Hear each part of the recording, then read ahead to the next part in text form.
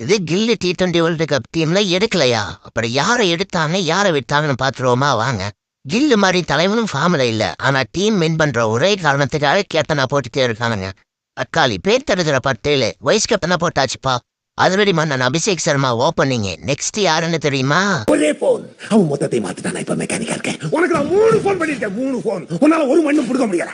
நீ எல்லாம் என்னடா கேங்ஸ்டர்? இவன் மட்டும் நல்லா பேட்டிங் பண்ணிட்டா தக்காளி கில் உள்ளவே வரவே முடியாதுடா.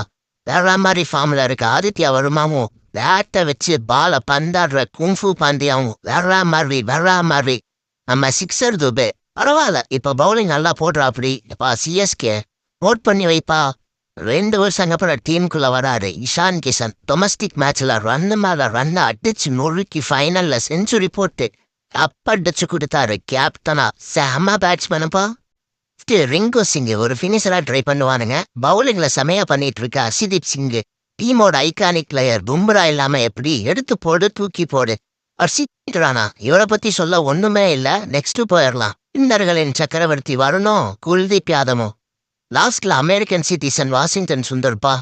செம்ம டீம் எடுத்திருக்கோம். பேக் டு பேக் கப் எந்த டீமும் T20 வேர்ல்டு கப்ல ஜெயிச்சதே கிடையாது.